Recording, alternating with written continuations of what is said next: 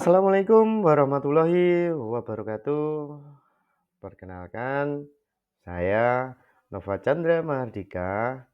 Di sini saya sebagai calon guru penggerak angkatan 11 kelas 15 Kabupaten Blitar.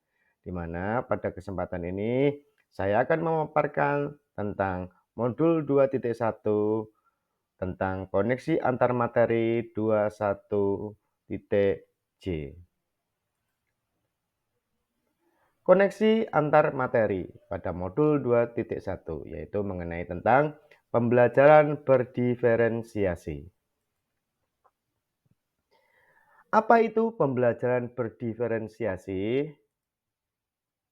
Nah, pada kesempatan ini pembelajaran berdiferensiasi adalah pendekatan pengerjaan yang menyesuaikan instruksi, materi, dan penilaian untuk memenuhi kebutuhan, minat, dan gaya belajar yang beragam dari siswa dalam satu kelas.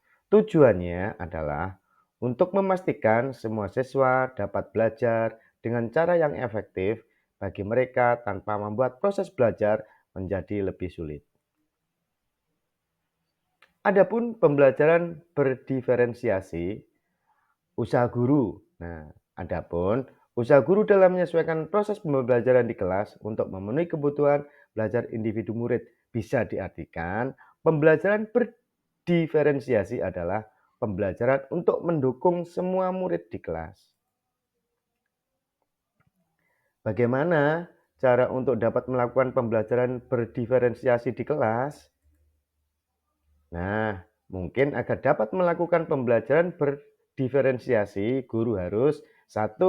Memahami tujuan pembelajaran. 2. Mengetahui dan merespon kebutuhan belajar murid. 3. Menciptakan lingkungan belajar yang mengundang dalam arti murid untuk belajar. 4. Melakukan manajemen kelas yang efektif. 5.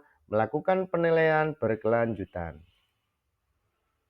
Selanjutnya, ada kaitannya dengan kebutuhan belajar murid, di mana guru harus memahami 3 aspek berikut, meliputi 1. Kesiapan belajar murid, 2. Minat murid, 3. Profil belajar murid. Selain itu, kita juga harus menyiapkan kesiapan belajar murid, di mana mengharuskan guru untuk menilai pengetahuan awal dan menentukan apa yang telah murid diketahui dan di mana murid berada. Sekarang mengenai minat murid, di mana minat setiap anak pasti berbeda-beda. Minat di sini menekankan adalah salah satu motivator penting bagi murid untuk terlibat aktif dalam proses pembelajaran. Ada profil belajar murid, di mana pada profil belajar murid di sini ada 4 aspek, di mana meliputi 1. Lingkungan, 2. Gaya belajar, 3. Budaya, 4. Kecerdasan majemuk. Selanjutnya, kebutuhan murid dapat diidentifikasi berdasarkan cara-cara berikut ini, meliputi 1. Mengamati perilaku murid, 2. Mengidentifikasi pengetahuan awal, 3. Mereview dan melakukan refleksi terhadap praktek pengajaran. Sekarang tentang kebutuhan murid dapat diidentifikasikan berdasarkan cara sebagai berikut, di mana meliputi mengetahui perilaku murid, berbicara dengan guru, murid sebelumnya, mengidentifikasi pengetahuan awal, mereview dan melakukan refleksi terhadap praktek pengajaran, menggunakan berbagai penilaian formatif dan diagnostis, dan juga membaca rapot murid di kelas sebelumnya.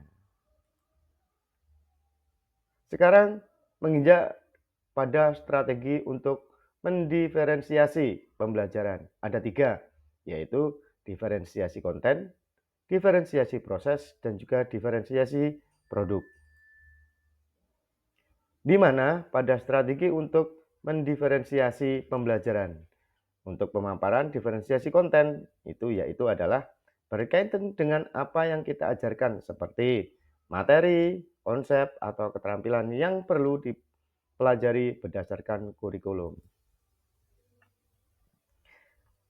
Strategi untuk mendiferensiasi pembelajaran. Tadi ada konten, sekarang diferensiasi proses, di mana kegiatan yang memungkinkan murid untuk berlatih dan memahami atau memahami konten dengan cara membedakan proses yang harus dijalani oleh murid.